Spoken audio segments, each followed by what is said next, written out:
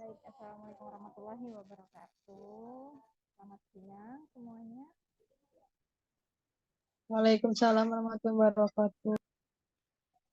Baik, ini mohon maaf ya, saya sedang berada di ruangan, jadi kalau ada suara-suara masuk, saya izin dulu nih sebelumnya, mohon maaf. Baik, kita ini sikon ketiga ya, berarti suaranya kecil, suara saya kecil banget ya. Halo, Iya Bu, kecil. gimana? Kalau saya deketin gini gimana? Masih kecil nggak suaranya? Masih Bu. Kayaknya saya nggak bisa pakai headset kayaknya nih. Coba ya, sebentar ya, saya setting dulu. Tapi ini nggak tahu kenapa zoomnya kayaknya cuma 40 menit. Jadi gimana nih kalau saya setting dulu, kelamaan kayaknya. Nggak tahu kenapa ini setting cuma 40 menit. Jadi saya coba maksimalkan waktunya. Nanti mungkin pas rekaman rekan-rekan bisa simak lagi ya, nggak apa-apa ya rekan-rekan ya.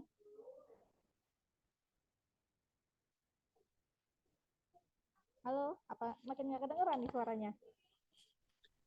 Ya Bu, bagaimana Bu? Masih Kedengeran? kecil Bu. Masih kecil. Ya, masih kecil. Coba saya cabut, kedengeran nggak suaranya? Terdengar Masih besar kecil. Bu, besar. Ya, udah besar Bu. Assalamualaikum.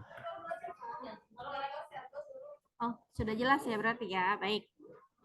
Baik, kita mulai ya. Rekan-rekan, untuk sesi Pikon ketiga, hari ini saya rencananya akan membahas dua materi. Berarti kita akan bahas materi sesi 4 dan sesi 5, yang kebetulan itu cuma satu topik ya, mengenai perencanaan agregat. Sebentar, saya...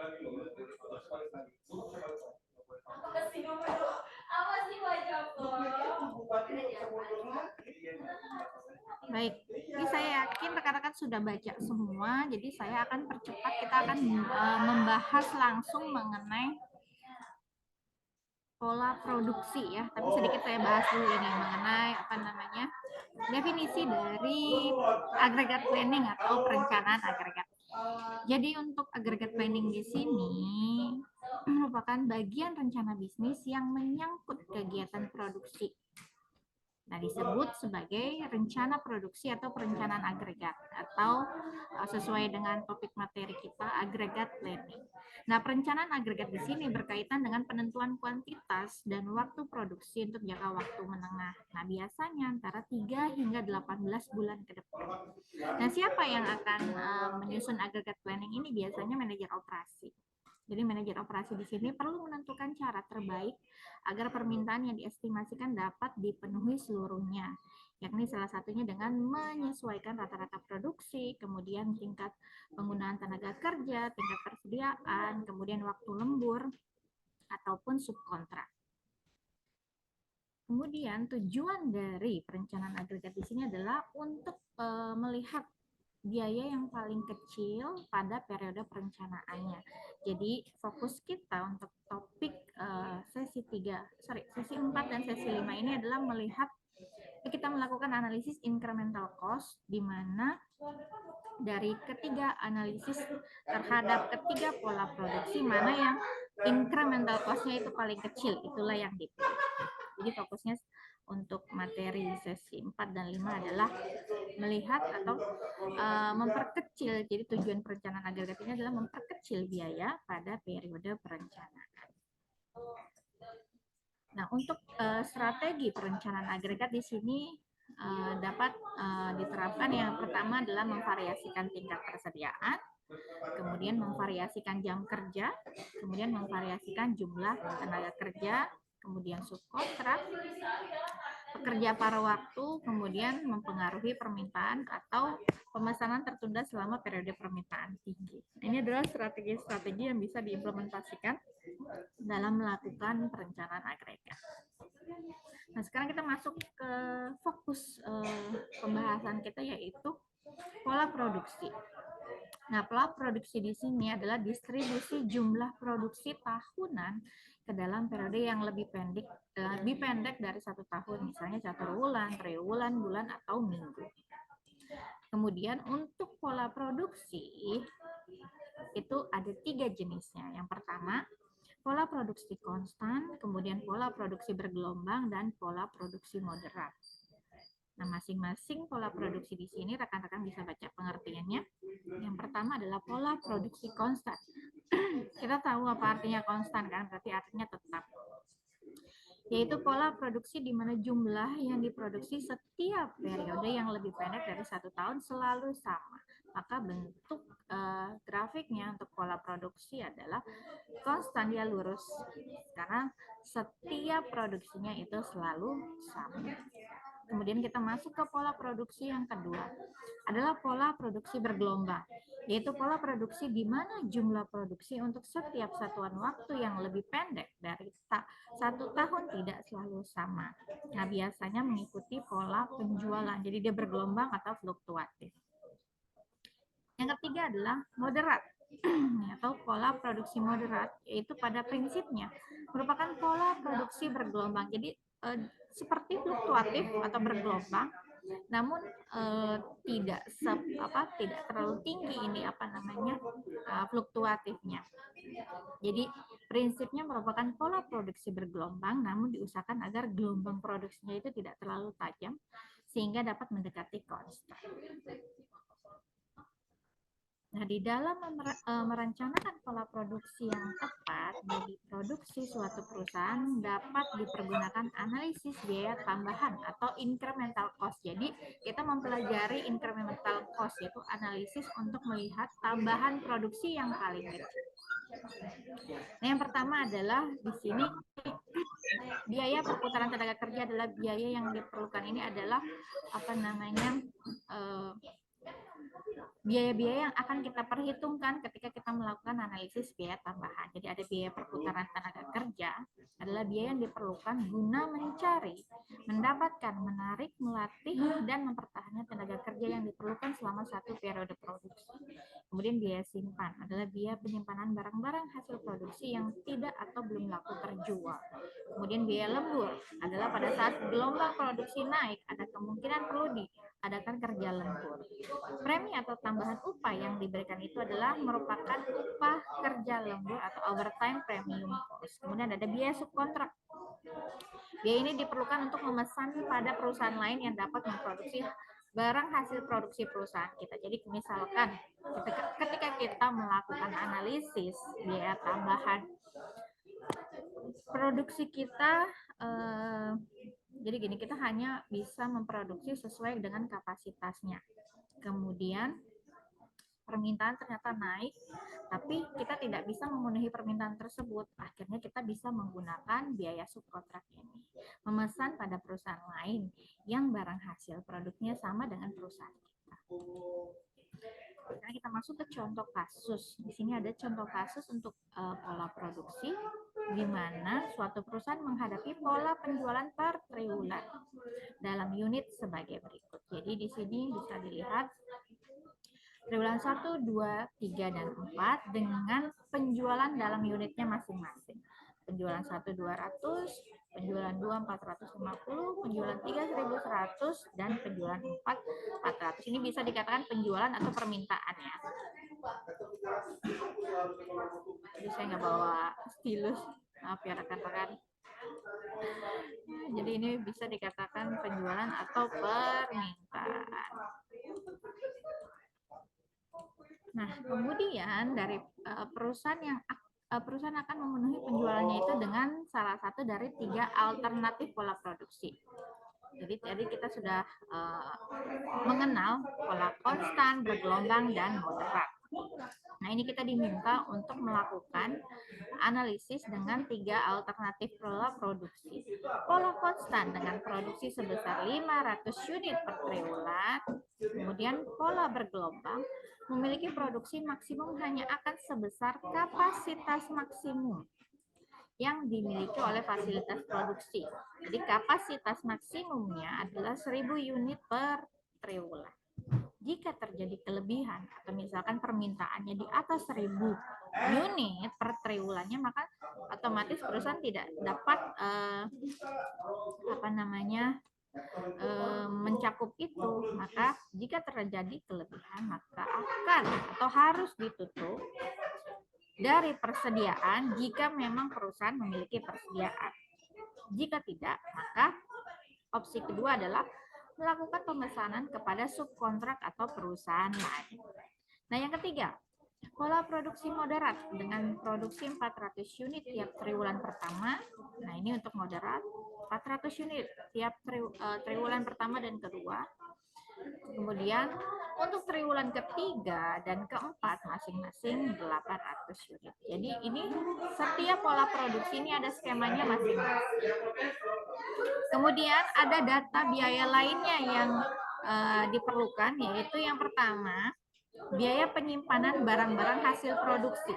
Nah, ini diperlukan biaya penyimpanan ketika produksi kita atau produk hasil yang dibuat oleh perusahaan itu tidak habis terjual, maka akan disimpan. Nah, kalau disimpan memerlukan biaya. Satu unitnya adalah 80. Kemudian, setiap kenaikan unit produksi sebesar 200 unit, jadi setiap kenaikan unit produksi sebesar 200 unit diperlukan biaya perputaran tenaga kerja. Tentunya kalau misalkan konstan ya nggak akan ada nih perputaran tenaga kerja karena pola produksi konstan. Jadi setiap kenaikan unit produksi sebesar 200 unit diperlukan biaya perputaran tenaga kerja sebesar Rp4.000. Kemudian, upah kerja lembur harus dibayarkan apabila hasil produksinya lebih dari 700. Jadi kalau misalkan ada produksi yang hasil produksinya lebih dari 700, maka akan dikenakan premi, yaitu Rp100 per unit per triwulannya. Kemudian biaya subkontrak. Ini ada jika kita pesan pada perusahaan lain. Nah, satu unitnya dikenakan Rp100 per unit. Nah, sekarang kita lakukan analisis dulu untuk pola yang pertama, yaitu pola konstan. Untuk pola konstan, biaya perputaran tenaga kerja di sini tidak ada. Kenapa? Dalam pola produksi konstan, maka produksi tiap triwulan akan selalu sama. Karena dia pola produksinya tetap sama setiap triwulannya. Oleh karena itu, tidak akan terjadi perputaran tenaga kerja. Berhubung kebutuhan tenaga kerjanya juga tidak berbeda antara triwulan yang satu dengan yang lain. Jadi, pola konstan tidak ada biaya perputaran tenaga kerjanya. Kemudian biaya simpan. Sekarang kita angkat ke biaya simpan. Kita hitung yang pertama adalah pada triwulan 1.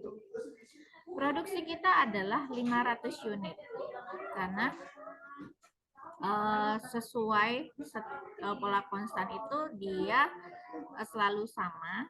Jadi setiap dia produksi maka besarnya 500. Jadi pada triwulan 1 produksi kita ada 500, sedangkan permintaan hanya sebesar 200 unit.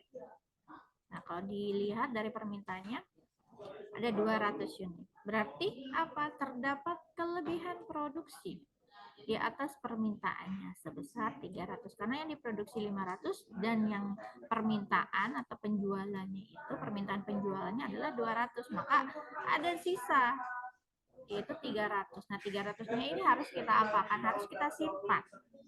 Nanti akan dipakai jika ada permintaan lebih besar daripada, misalkan kita hanya produksi 500 tapi permintaannya mungkin 800 atau 700. Nah, ini bisa kita tambahkan dari stok kita atau persediaan kita. Nah, kelebihan produksinya tersebut harus disimpan dan menanggung biaya simpan, yaitu 300. Karena satu unitnya 80 untuk biaya simpan, maka menjadi 24.000. Ini adalah biaya simpan pada triwulan 1, yaitu sebesar 24.000. Kemudian kita lanjut pada triwulan kedua. Produksi tetap 500 unit, sedangkan permintaannya 450 unit. Berarti masih terjadi kelebihan produksi pada triwulan itu sebesar 50. Karena permintaannya hanya sekitar 450. ada biaya karena ada kelebihan 50, tentunya akan muncul lagi biaya simpan. Nah, awalnya tadi 300 ditambah 50, maka jadi 350 di triwulan kedua. Karena yang 300 ini kita simpan lagi di triwulan kedua. 350 dikalikan 80. Jadi 28.000. Sampai sini sebelum saya lanjutkan ada pertanyaan nggak? Bisa dipahami rekan-rekan? Ya, Bu. Jalan, Bu. Halo, bisa dipahami? Lanjut, Bu, lanjut. Lanjut ya. Mohon maaf ya, di sini agak ramai jadi suara rekan-rekan kurang kedengeran sama saya. Baik, kita lanjut di yang ketiga ya, pada triwulan ketiga.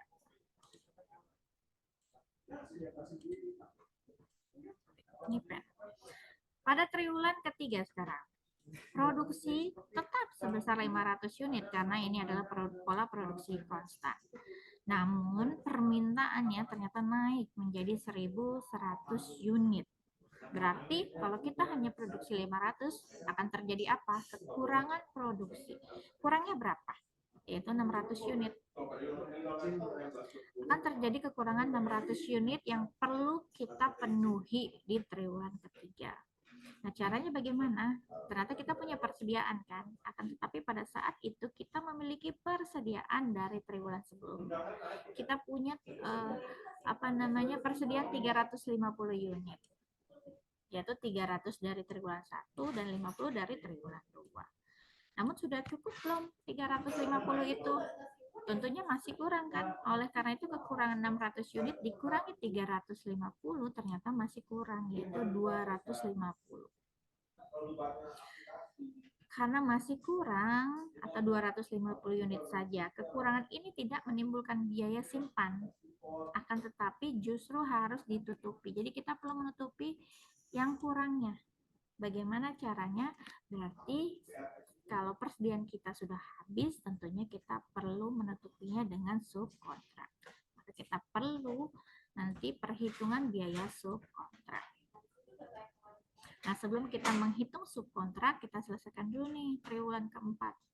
Nah, pada triwulan keempat, produksinya masih tetap 500 unit karena konstan. Sedangkan ternyata permintaannya turun menjadi 400 unit. Sehingga berakibat terjadinya overproduksi lagi, yaitu sebesar 100. Nah, ini pada triwulan 4, kita kalikan lagi untuk biaya simpannya. Maka, biaya simpan di triwulan 4 adalah 8.000. Nah, sudah semua dari triwulan 1 sampai triwulan 4 kita hitung rekapitulasi untuk biaya simpan. Totalnya adalah 60.000. Ini baru biaya simpan. Nah, sekarang karena tadi ada biaya subkontrak, maka biaya subkontrak kita perlu hitung ya, biaya yang keluar. Karena tadi 250 dikalikan setiap unitnya itu 100, maka hasilnya 25.000. Kita rekapitulasi lagi untuk keseluruhan biaya yang keluar pada pola produksi konstan.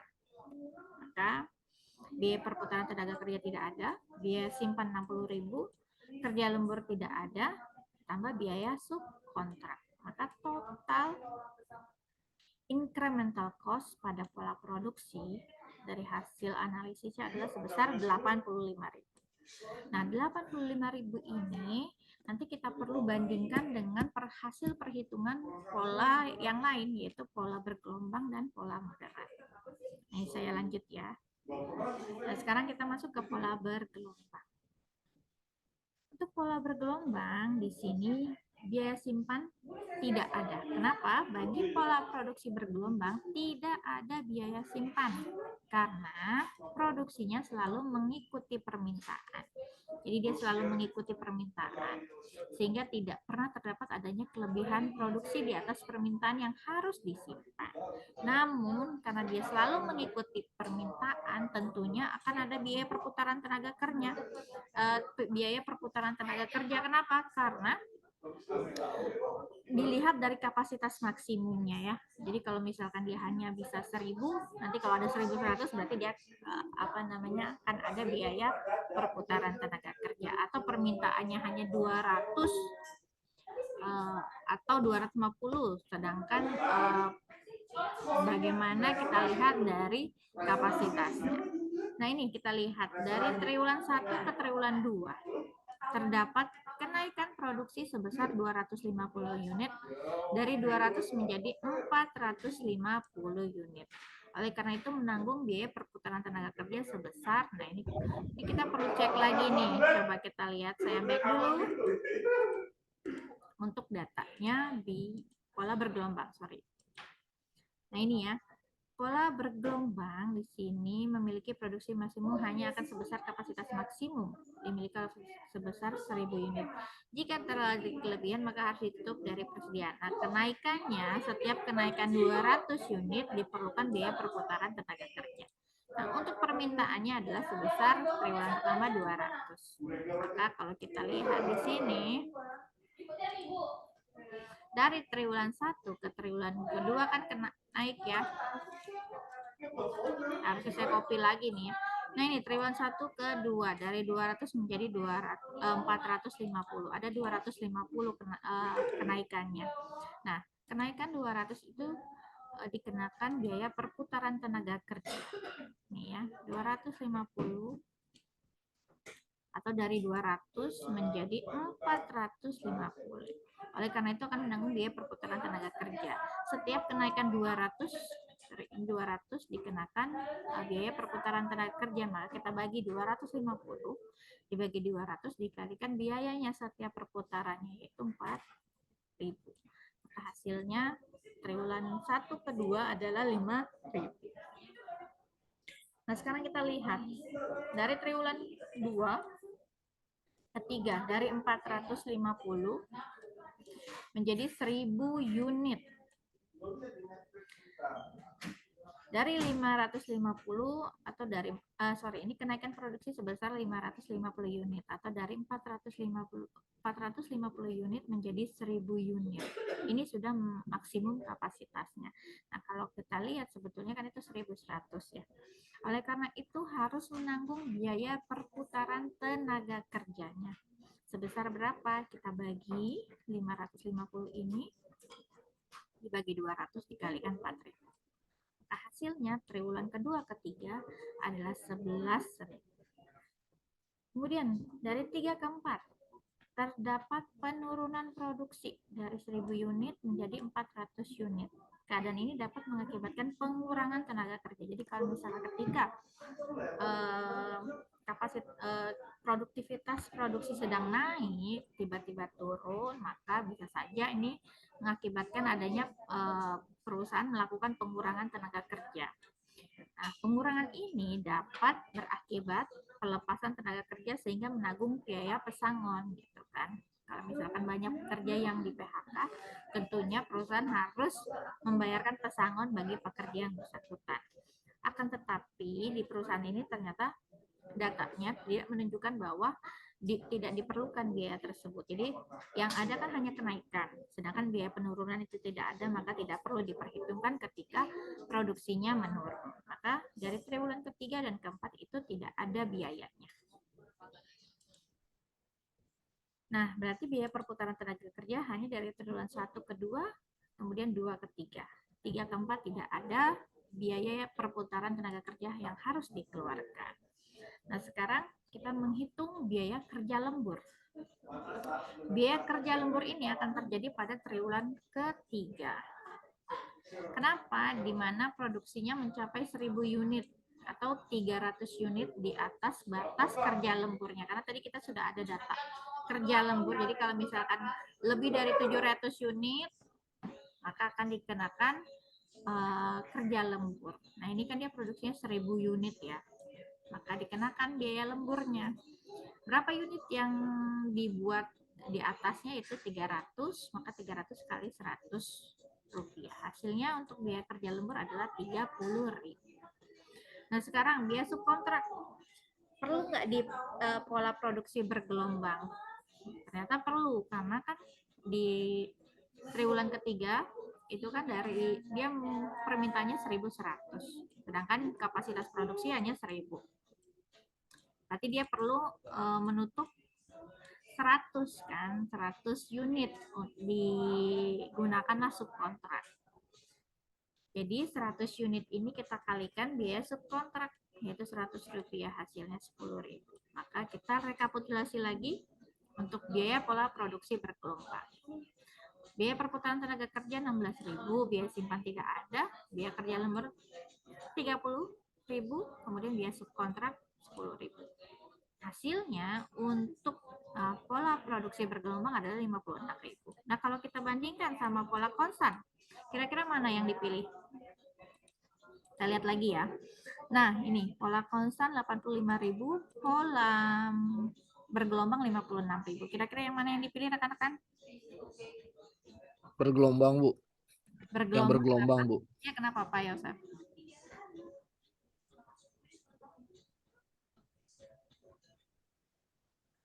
Halo, Bu. Ya, kenapa Pak? Kenapa Ya dipilih? karena lebih murah.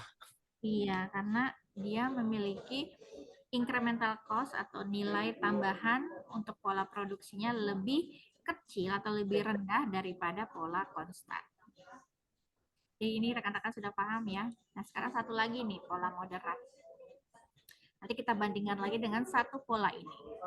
Nah, biaya perputaran kerja untuk pola moderat di sini dari triwulan 1 ke 3 kan dia produksinya setiap 1 ke 2, 2 ke 3 gitu kan.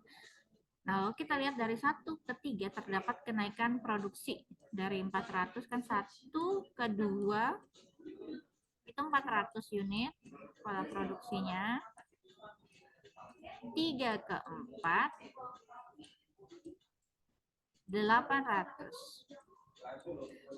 Maka terdapat kenaikan 400 unit atau kenaikan sebesar 400 unit.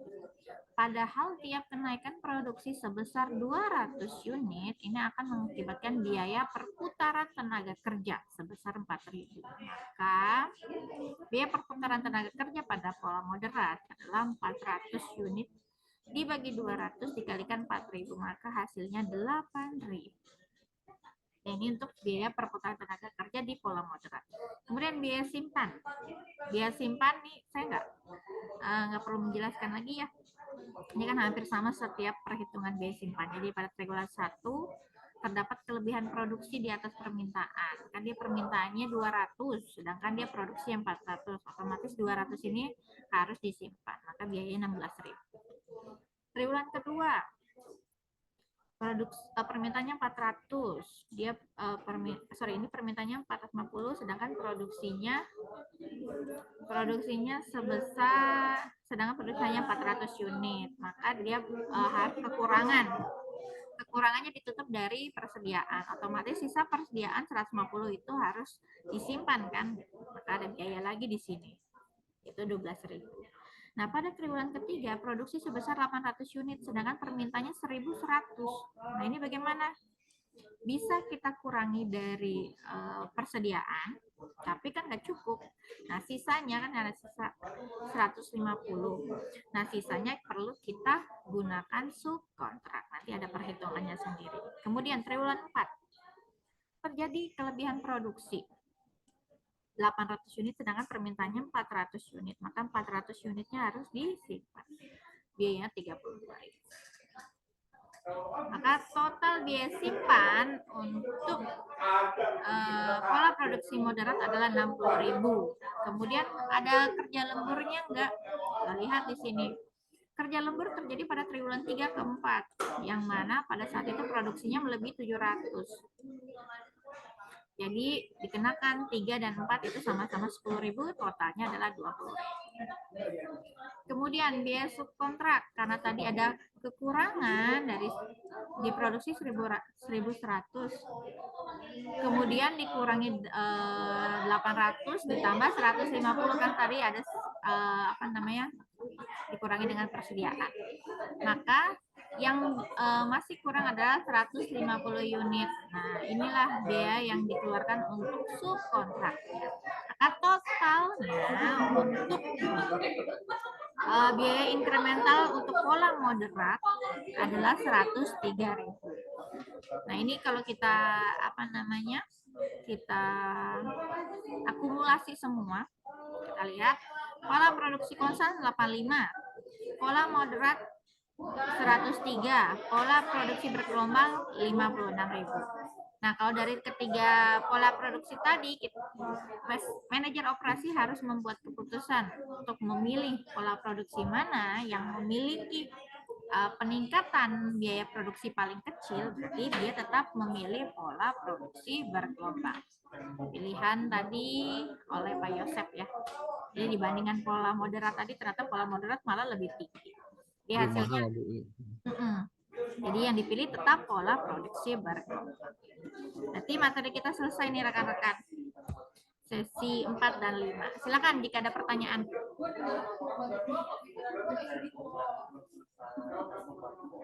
Bisa dipahami ya rekan-rekan ya? Bisa, Bu. Bisa, Bu. Baik. Bisa. Baik, kalau begitu karena ini sudah waktunya sisa sedikit lagi. Saya ucapkan terima kasih untuk rekan-rekan yang sudah hadir. Untuk Vicon hari ini kita selesai ya. Nanti kita jumpa lagi di Vicon berikutnya. Baik, terima kasih. Saya akhiri. Wassalamualaikum warahmatullahi wabarakatuh. Waalaikumsalam warahmatullahi wabarakatuh. Terima kasih, Bu. Sama-sama, Terima kasih, Bu. Ya, sama-sama terima kasih. Terima kasih, Bu. Sama-sama terima kasih.